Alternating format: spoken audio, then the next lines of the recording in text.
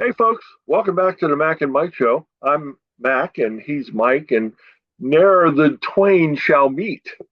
Mike and I were talking about a bunch of different things, and we might talk about a couple of different topics. But what I wanted to talk about today was the assassination of Charlie Kirk, and not the deed, not the actual event of the assassination of Charlie Kirk, because there are 150,000 people talking about that. What I'd like to talk about is the effects of that event. I think there are a number of different, various, some large, some small things that I've seen that just astound me about a private individual's death. We're not talking about a president, we're not talking about a prime minister. We're talking about some guy who was, when he was 18, he started a little organization on the internet. Originally was SOS Liberty, changed it into Turning Point USA. And this 18-year-old, I guess he went to college for a partial part of the first year, but he didn't have a college education. He was never graduated from college. And as a matter of fact, in his many and various speeches, he would oftentimes say that college is a scam. And he would give proof to that effect. But what this young man did is he went from college campus to college campus, challenging college students to debate him. His I hate to use the word weapon because he was just killed by a rifle, a Mauser. But his weapon of choice was debate. And he changed a lot of hearts and minds through his debate. And he was very quick with the uptake of, when somebody would make some statement directly to him about what he believes or what he spoke about before, he was very quick on the uptake to debate this person, oftentimes using their own words to shut them down or to prove his point that they were wrong. When his life was taken at age 31, he was a father, um, a husband, and a relatively young man at age 31. But what's interesting to me is, and if you don't know, he was shot by a man who disagreed with his views on, I believe it was on the transgender issue, because the man who shot him lived with a significant other who was transitioning. And so those are the facts. And yet there are some people who claim that the individual who shot Charlie Kirk was somehow related to the Make America Great movement, which has been proven absolutely false. But there have been so many impacts and so many things that have been discussed. I mean, they had 150,000 people at a rally in the United Kingdom when Charlie Kirk died. They had rallies all over the country, all over the world, um, in sorrow at the death of this young man. How great is it that this young man had such a dramatic effect on so many people, not just in the United States, but literally all over the world? And as we go through this, we'll talk about a couple of the effects that I've seen, that I've witnessed, that I've watched. And I liked at this point in time to let Mike get a little bit, because I can talk too much and too loudly and too long. So I'll let Mike jump in and give his initial thoughts. Mike? Not sure I have a whole lot to add. Yeah, I think everybody knows Charlie Kirk by now. And if you didn't know him before he was assassinated, you do now. And I think we're seeing a shift. People on the left and the center are coming a little bit further right because they're hearing the Socratic arguments that Charlie Kirk used to put forth. Just ask a lot of questions. That's how I approach people. I'm not a very judgmental person, and I just ask questions. And of course, that gets a person to think maybe for the first time in their life about what they're saying. And that's what Charlie did to people. He got them like stunned, in front of the cameras because they had, the ones that were truly thinking. Now, there's people with an agenda that you'll never change, a zealot that doesn't care about the facts. But yeah, I think it's had a worldwide impact. I think, if Charlie could see what has happened, It was said by somebody else that he would have gladly given up his life to see the exponential growth in his organization and his process. Was over close to 60,000 now new chapters that want to open. Yeah. That's just here in America. And so that's like 20 times higher, 50 times higher than what's currently out there. That's my only thought. I mean, the other subjects everybody is talking about are the firings of people, and we can get into that in a little bit. But go ahead, and I'm sure that's one of the subjects I'm guessing that you want to talk about. Well, Mike, to me, I'm a I'm a conservative. I look at things through a prism of my generation, and my generation tends to be same as yours. We're both in the same generation. I tend to be more conservative on most issues. That's what I was taught when I was young, and that's what I was inculcated with, and that's what I believe. It's hard to change those early lessons that were hard learned. But I don't think I would actually call Charlie Kirk a conservative. I think I would call him a moderate and with conservative leanings. And I would call him an independent thinker on many issues. He didn't attack vociferously the entire realm, the spectrum of conservative issues, but he had some pretty staunch beliefs, and most of those were driven by his religious beliefs. When he talked about transgender, or he talked about, when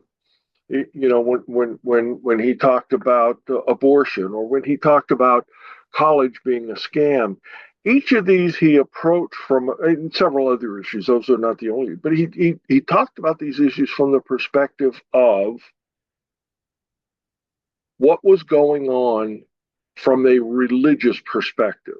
Kind of like what would Jesus do? And when he turned it that way, I think that he drew from a what I'll call a Christian conservative audience that may not have been enthralled with just a conservative message. When you speak of things in light of a supreme being, a supreme authority, about what is right and what is wrong, it's hard for people to disagree. They can disagree whether or not there's a supreme being. But if there is a supreme being, then doesn't the supreme being identify what is right and what is wrong? And isn't that what the Judeo-Christian values are? And isn't that what the Ten Commandments are about? And I think his movement was not only crystallized, but also enhanced significantly by his Christianity. Oh, yeah. I mean, obviously, you and I are both Christians, and I understand that, that's what's at the very core of our thinking processes. Now, you were brought up as a Christian. I wasn't. I came around later. So I might have a little bit better handle on addressing the agnostic, the atheist, the person that thinks that man is the one who decides what is right and wrong. And I've often said recently on social media that, there used to be a time that we agreed on what was right and wrong, and we just disagreed on how to fix the problem. It's not that way anymore. We oftentimes just don't agree on what right and wrong is.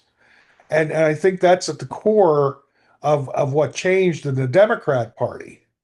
And of course, the conservatives of today are probably, if we went back 20 years, the conservatives of today would be considered fairly moderate people. I mean, nobody disagreed that women, shouldn't have to endure men in their locker rooms, you know, uh, pretending to be women. We once thought that transgenderism was a DSM-5 mental condition. I'm not sure that should have been changed. I'm not saying that a person with a mental condition is a bad person either. Not all transgenders are bad. We can think of who was the Olympic athlete. Bruce Yeah, Jenner. Jenner. So, uh, and then people get up in arms when you quote dead name somebody and call Bruce Jenner instead of Caitlyn Jenner. Like, I don't even think he cares. He knows what he was most well known for. And then we get into the education process when it comes to economics. that are driven by merit versus equity. So Charlie Kirk used to talk a lot about that and why communism and socialism doesn't work.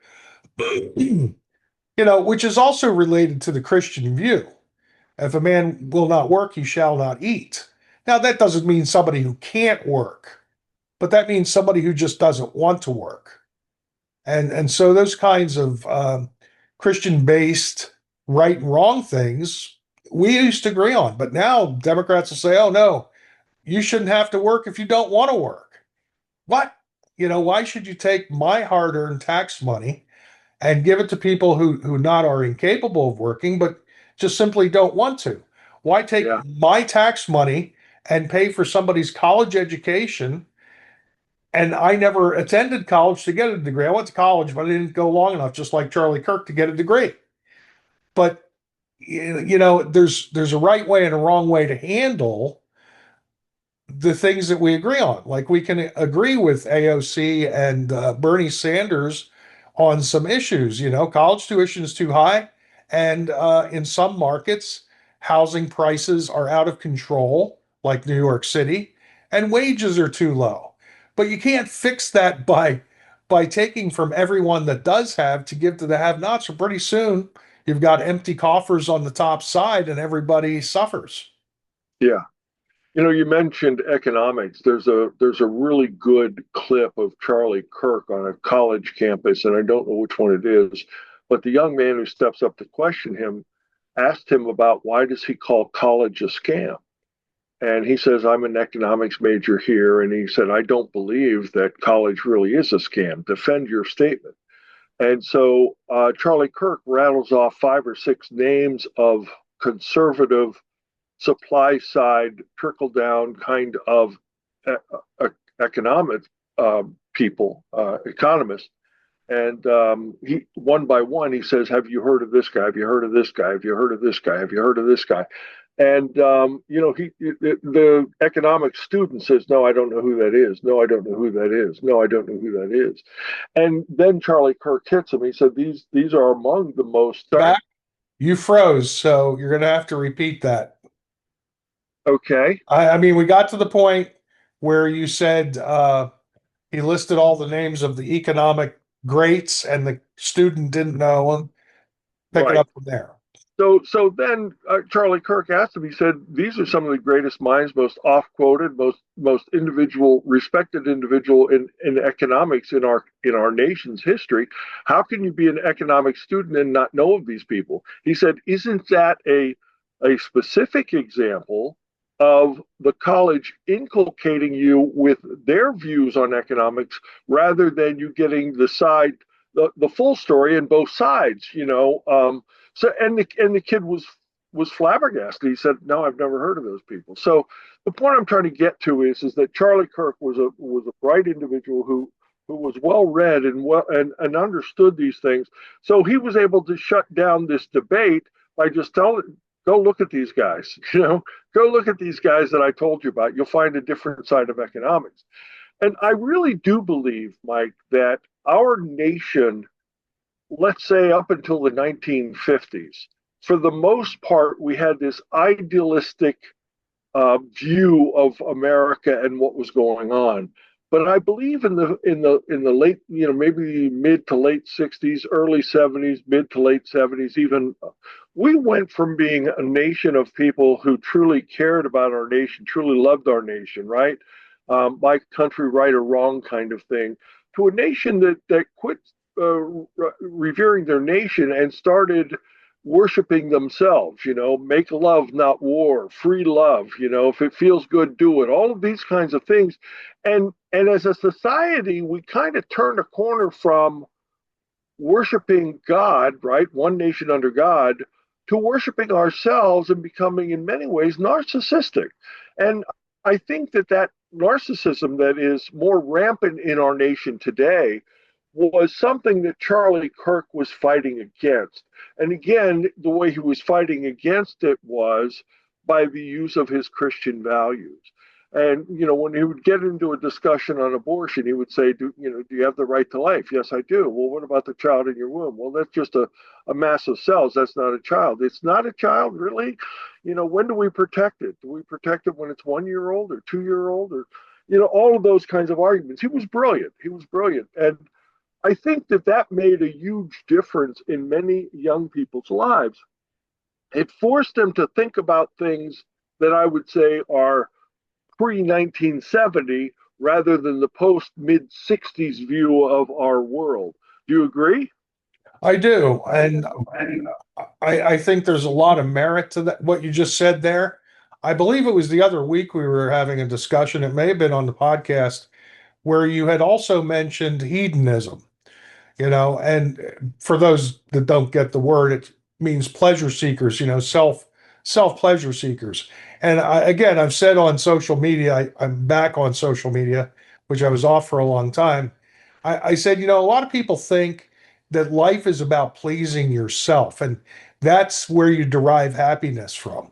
I'm going to tell you, there are times where that, of course, is true, but eternal joy or long lasting, not, let's not get religious, but in your lifetime, overall, the thing that I believe will bring somebody the most earnest contentment and inner joy, maybe not like this ecstatic happiness, but is service to others. Service to others gets you outside of your own problems. We all have problems. Everybody suffers to some degree, even rich people. And we never give rich people the grace to understand that they sometimes face insurmountable problems that the regular folks don't. But at the same time, I said those who serve, and okay, so it does get religious here. Jesus did say, "The greatest among you will be the servant," and I've seen that in my life. It took me a while to get there. I think we served in the military, you and Yep. I both, and we have a lot of friends that were service before self-oriented. And then when you leave the service, like when I did, I retired like 23 years ago. I took it into my business practice was to serve the people that were coming to me, my customers, and treat them like I would treat serving Jesus. And that does get religious, but see, but that's at the core value.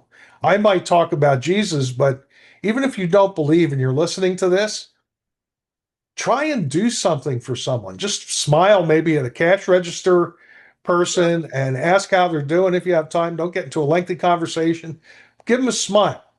Be polite to people, be nice, be kind, and help your kids, help your friends, and see if that doesn't give you an inner sense of, man, this is the good life.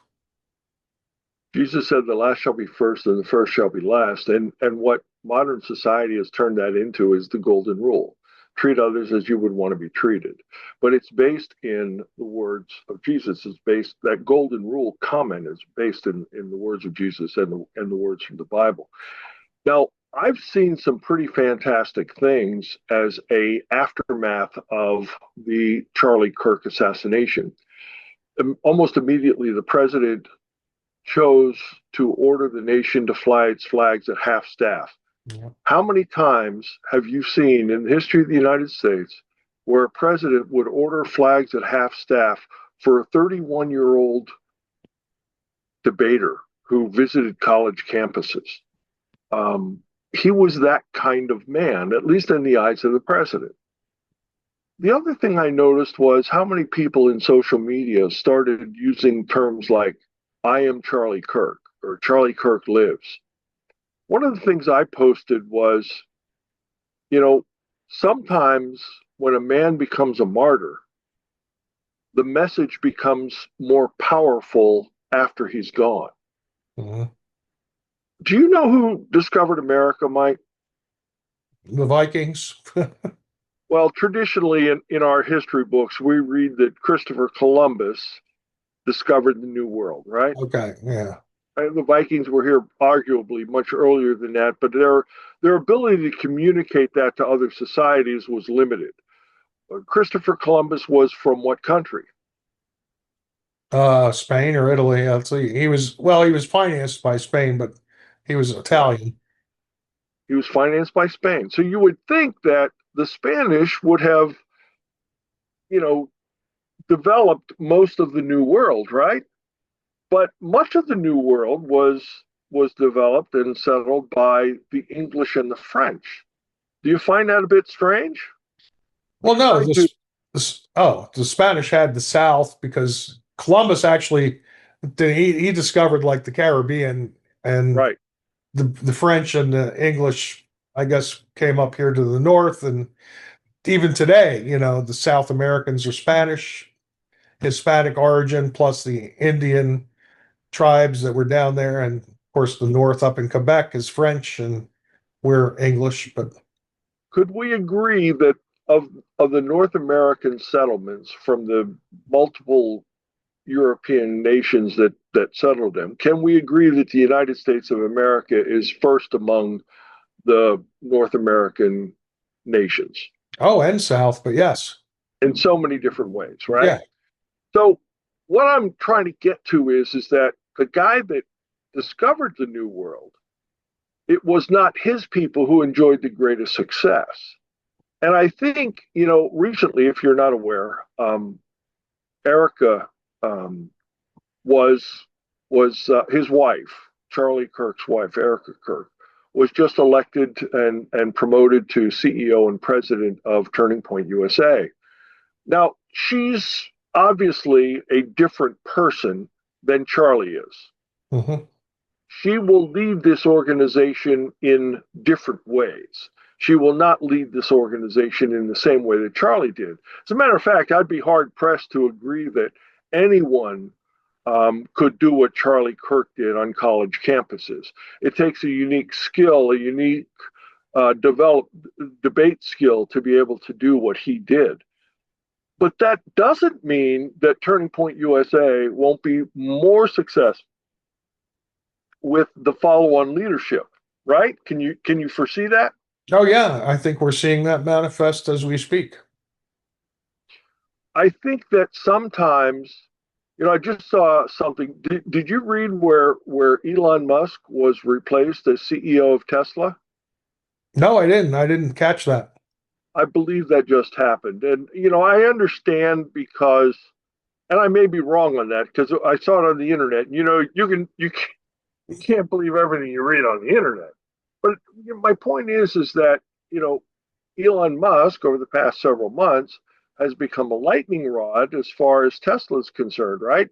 Tesla cars were defaced and destroyed. Tesla dealerships were attacked by people who thought that Musk was too close to the current president.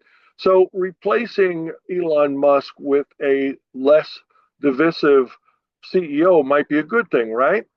Yeah, I You just know that. Googled it. He is still the CEO, by the way. Oh, is he? Yeah. Okay. Well, Elon Musk is never going to be out of Tesla, right? He's never going to be out of Tesla. But my point is that is it feasible or possible or maybe even probable that Tesla could have greater growth and greater success without the lightning rod serving as the CEO of the company?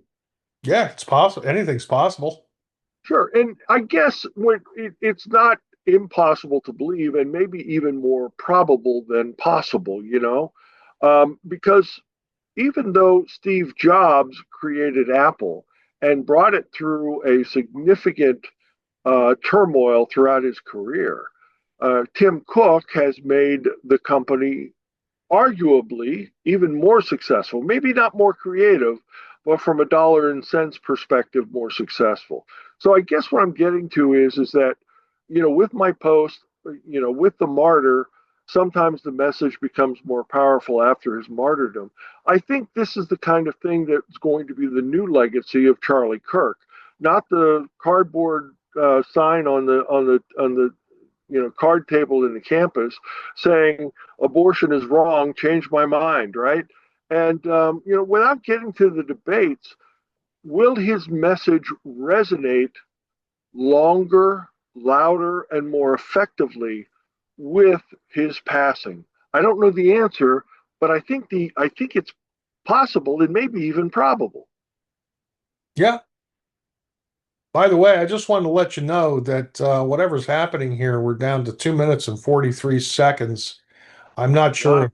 Yeah, I'm not sure if Zoom gives us a 40-minute meeting with 30 minutes of recording now or not. But it says Okay. 2 minutes, 34 seconds now.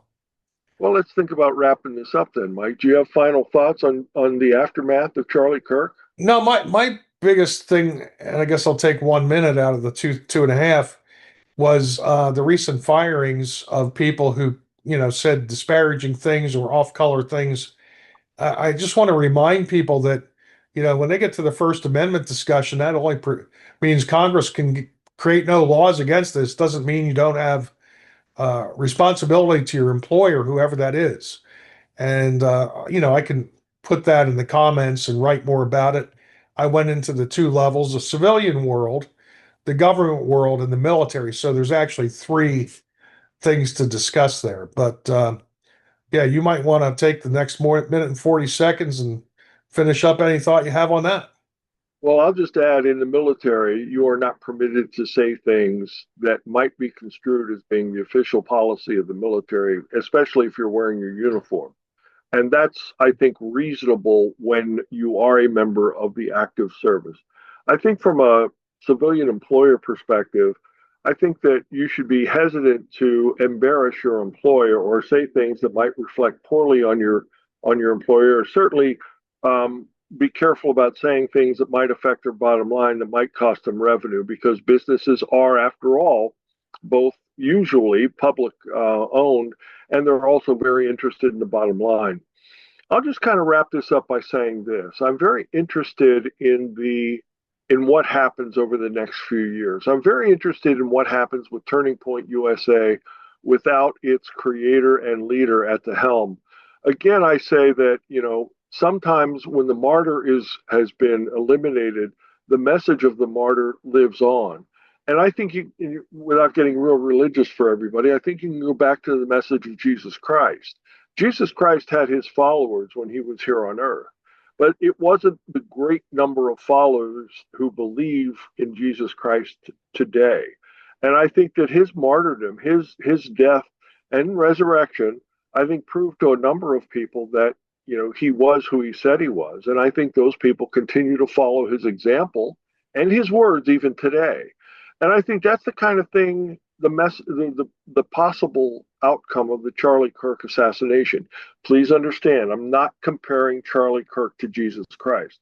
I'm just using Jesus Christ as an example of, once he was dead, his message resonated with many, many more people than he was able to have direct impact on while he was here on earth. And I think that message might be similar with Charlie Kirk. His message of, and again, he wasn't a true conservative, he was a moderate who believed in many things that were driven by his Christianity and driven by his Christian beliefs. I think that his wife, I don't know if you saw her speech after Charlie Kirk's death, but she said, "You've awakened this woman, and I will carry forth his message."